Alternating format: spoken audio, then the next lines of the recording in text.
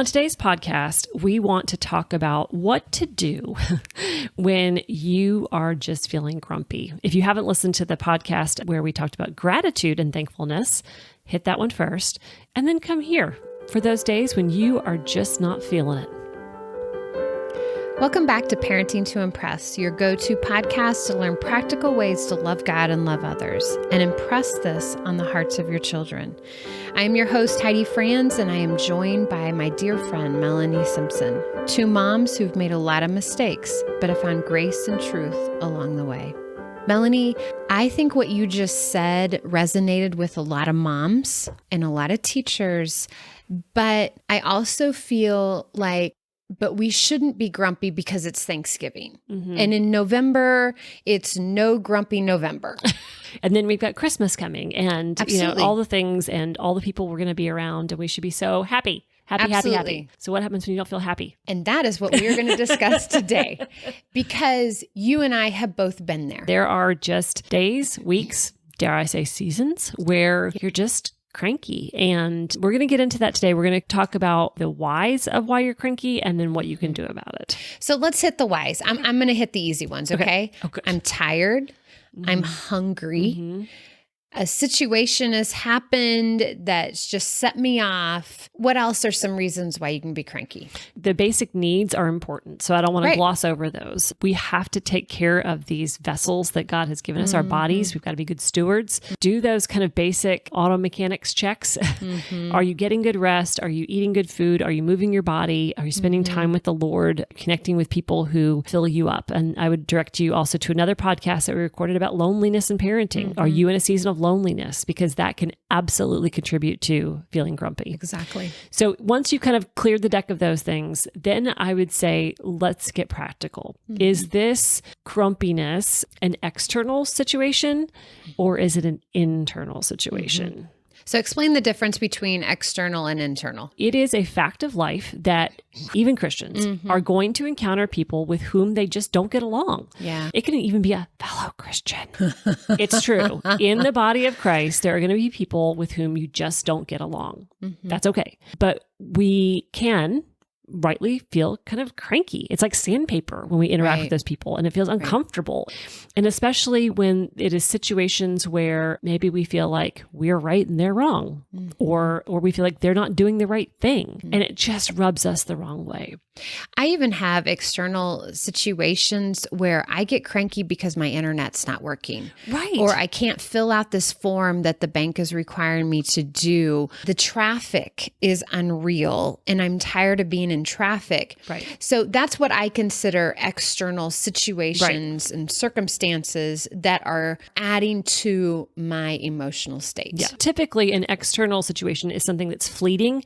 It's not going to last very long. In all likelihood, external circumstance is not going to be causing a prolonged seasons of grumpiness unless, this is the fun part, unless it's people and situations that you have to deal with all the time. Okay. Now we're getting into the Thanksgiving and the Christmas. So it could be co-workers, if you work outside the home. It could be co-ministers, if you are in ministry. It can be co-laborers in your community group, a church group or something. But it could also be family. Yeah. Oh, I said it. I'm sorry. I know. You did.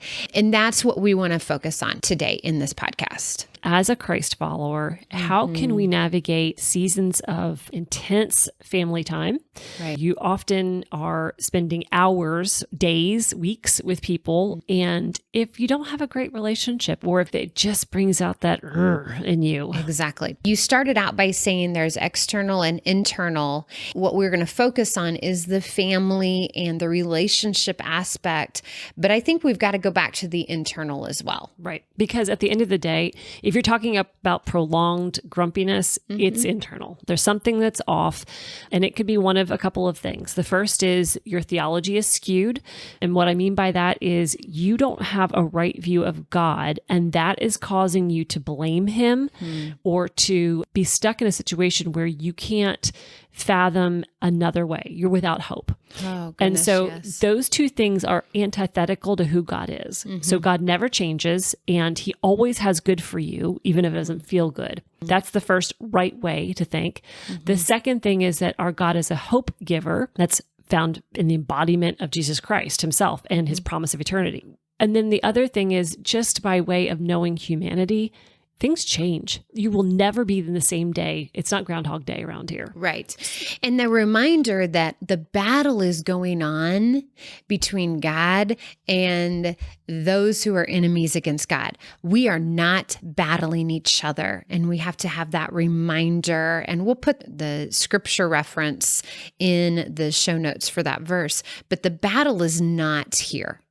And then I would say the other piece of the internal is, okay, what sin in me is causing me to not be able to be a Christ follower. And what I mean by that is, in the New Testament, Jesus says the greatest commandment is to love God and love others as we are loved. So we're to be known by that fruit of that love. The love we feel from God, the love we feel for God should be outpoured into our relationships.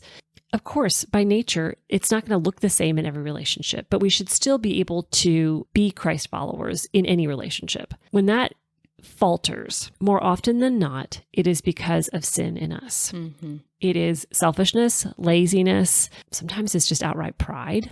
My way's right and your way's wrong. The list goes on and on. So what do we do then when we encounter these situations where we have family members close and far, the third cousins that show up for Christmas, and it is that knee-jerk reaction. We just see them and we feel the hackles on the back of our neck raise. Right. What do we do? Right. We've got to first look at it internally and figure out, what do we own in this? I tell my kids on a pretty frequent basis, you have a choice. You control your emotions. You have a choice in how you're going to respond. You have a choice in if you're going to let that situation get to you or you're going to let it roll off your back.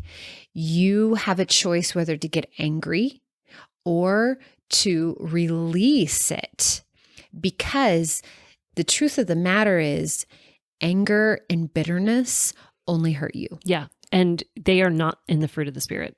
Fortunately, I looked high and near and far. When we think about who we are called to be and to bear that fruit of patience, love, joy, kindness, sadly, anger, bitterness, grumpiness are not included. Right. So how can we then navigate those relationships? This is the thing too, that I think it's so skewed in Christian circles. This isn't fake. You're not putting on a mask of kindness and niceness because that's what you're supposed to do. Right.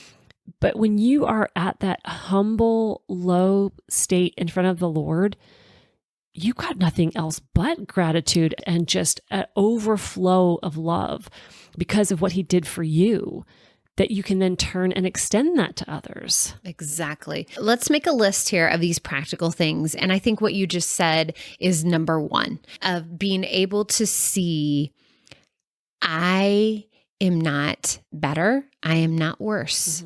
Yeah. I am a child who is loved by God. Yeah. Just like this family member that just kind of rubs me wrong is also not better, is not worse, is a sinner with the opportunity to be saved by grace, just like me. Yeah. And I would even add to that, if you have family members who are not Christ followers, then what an opportunity to not show up as the world shows up and have this, I've got to prove my point and I've got to be right and I've got to be bigger, better, stronger. And I don't have to take your stuff. You don't have to treat me that way. Again, we're not talking about situations where there are unhealthy boundary issues we're just talking about your average everyday family stuff. Just praying in advance of these interactions. Lord, give me words that are kind, encouraging, that would, in spite of our differences, would demonstrate love. And next, as a practical tool, is choose what to let roll and what is actually something you need to say. Because you are going to have topics that you are not going to agree on. I had a phone call from my brother several years ago, and he said, Heidi, I'm going to a wedding. I know that the people who are going to be there are not going to either agree with me on morals, on political, spiritual, on any of the things that are core beliefs of mine. Can you help me come up with some topics of conversation that do not hit these touchy topics? And I was like, I love that. Yes. That he was willing to sacrifice. Yes. And no, this is going to be a tough situation, but beyond sacrifice, to know I've got to prepare. And so he went in with some topics that were neutral that he could talk about. Unicorns, bunnies, rainbows. I mean, what else is there? Nothing else. But just being able to talk about a local restaurant, to be able to talk about the weather. The weather is an awful option, but it is an option. Yeah. There are definitely other things that you can talk about. And what I'm hearing you say is prepare in advance. Yes. Think about some things and be willing to let things ride. Let them roll. Yeah. Not everything has to be a big deal. Right. We've seen this so many times. I mean, how often have you seen a situation where families get together and in one day over one meal, you change somebody's mind about something? Oh, absolutely. Yeah. Not going to happen. If you are a strong personality, most likely the rest of your family is a strong personality, which makes it even less likely that you are going to change anybody's mind. And so to be able to just not go there and be prepared that when somebody does go there, what's your one-liner going to be? We talk about one-liners with kids all the time. One-liner of, I love you too much to argue. You wouldn't use that with an adult, but what is the line that you can say that I'm just not going to go there and change the subject? Yeah. With your spouse, have a secret code, have a secret look. Help, I'm drowning. Please come stand by me and help me in this situation. I love that. That's a practical tip right there, is just being prepared and kind of brainstorming some ideas for how to navigate those sticky situations. Let's talk too then, because we've talked about also spending time with the Lord, getting right with God, so to speak, in advance, which, I mean, that should be a daily practice anyway. Right. How can we offer some advice for just countering the grumpies? Just overall, if that's become a habit, that knee-jerk response is automatically to go to grumpiness, how do we build a new pattern, or how do we establish a new pattern or get out of that pattern? I really like that question because it's one that I've had to answer on my own. When I realize I'm just barking at everybody and I have to step back and go, whoa, what's going on here? What is causing this? And to get to the root of it, a lot of times I find that it really doesn't have anything to do with the people I'm barking at. If I truly get down to the issue, it's over a text that I got that I maybe even misread. Or it's over an email situation or a phone situation or something I saw in the news that bothered me or something that I saw on social media that raised a sense of doubt or insecurity in me. Wrongly directed then. So, Absolutely. I mean, I found this to be true when my husband and I have had a disagreement. And then I realize I'm just being crabby with everybody that day. Right. Kids, coworkers, friends, they're all getting a little dose of it. Right. So just maybe naming the real thing, the real cause of your grumpiness and and being willing to have self-control, which is a fruit of the Spirit, to not spread the joy wherever you go. Yeah. To truly look at what is causing this. And when we can name what is causing it, then we can step back and go, whoa, my family has nothing to do with this. Yeah. Just say too, if you are in a season of weariness where you are just, there's a lot of hard right now, it's okay to tell God, tell him you're angry or grumpy or cranky, whatever the thing is, pour that out to the Lord in prayer. He is faithful to meet you there. He wants to be your companion in that. He wants to walk with you through that dark valley. But it is far better, I think, for everyone in your life if you can tell God first ask him to help you sift through those feelings, there might be somebody you need to talk to. Maybe there is a friend that has hurt you and you really do need to go chat with that person. But I don't know about you, but I have come away from a time of prayer, not maybe just one day, but over a season of prayer. The Lord has revealed to me, this is really the cause. It's not all these other things. Right. But I needed the Lord to clarify for that me. I couldn't see it because I was so cranky, so tired, and so weary. Right.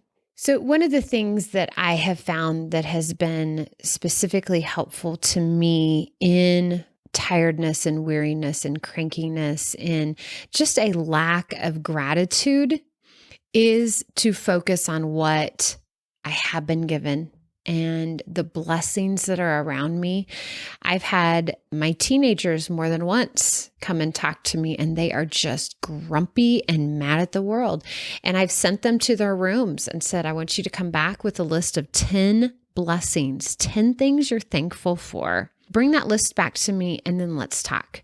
Because until that grumpiness and that attitude is gone, nothing is going to be successful in our conversation. Right. 1 Thessalonians 5 verse 18 tells us to give thanks in all circumstances, for this is God's will for you in Christ Jesus.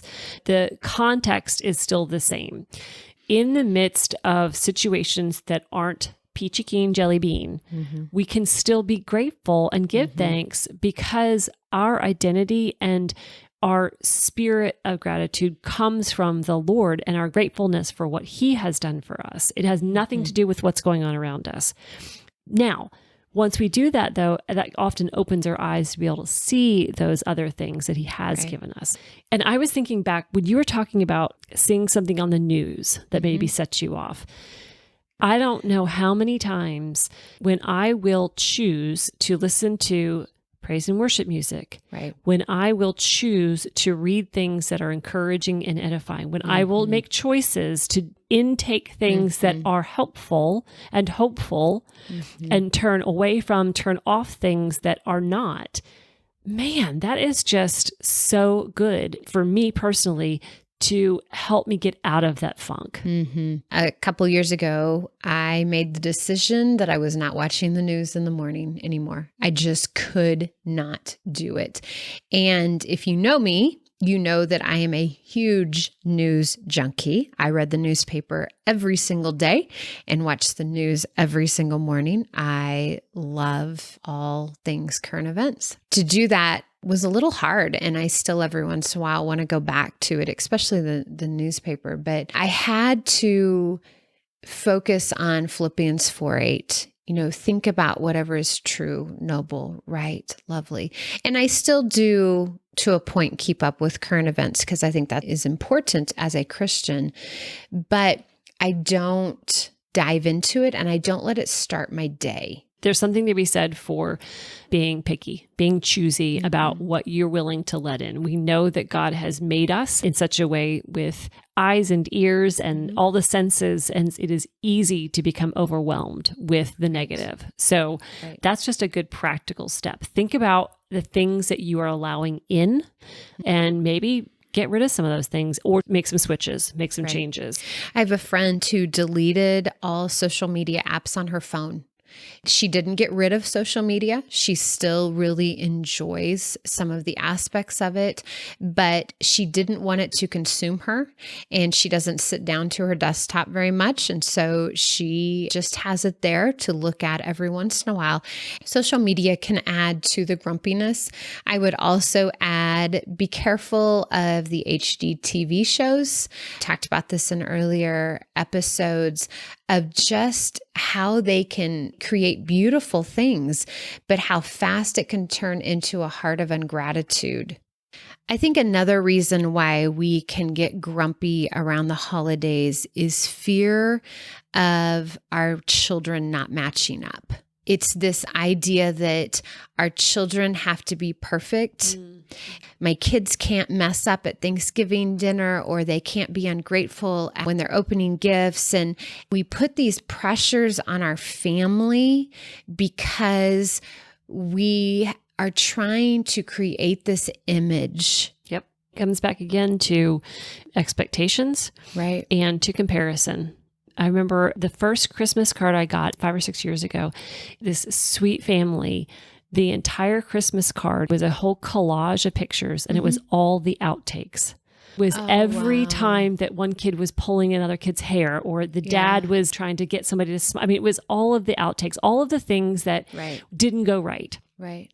And it was such a good reminder, Heidi, like that's really the bulk of our Christian walk are things that don't go right. Right. And that is where God wants us, because when things don't go right, quote unquote, right, we need Him. We are desperate for Him. And that is how we have the opportunity to show Him to other people. That's one more thing that I would encourage us all, and I say all to include myself. That's what I would encourage all of us. Are we putting pressure on ourselves? Are we putting pressure on our kids, on our husbands to look a certain way in front of family? And thus, it's causing us to be short-tempered. It's causing us to be harsh with our kids when we really just need to let them be kids. Yeah. Let our husband be himself. And not who we think our family is perceiving him as. Because the fruit of that is hypocrisy. And our kids will see, our family members will see that we're putting on a show. We're striving in our flesh to make things work out a certain way, and we are not resting in the gospel. As we kind of land the plane for this episode, I would just also remind myself and y'all that being grumpy is nothing new. When we think about the Israelites, God's chosen people, He rescued them from severe oppression in Egypt. He gave them the desires of their heart, which was to be a people on their own with their own land. But at every step, at every point, they were dissatisfied with what God gave them. It wasn't enough. It wasn't the right thing. It wasn't the right place. It wasn't the right food. Whatever it was that God provided, they were satisfied for a little bit. And then they're like, no, that's not good enough. Right. I just feel like, coming full circle, how often is our grumpy attitude a result of a wrong view of God, a distorted view of ourselves? In other words, we elevate ourselves to a position of lowercase g God. And by the way, we are horrible gods, horrible.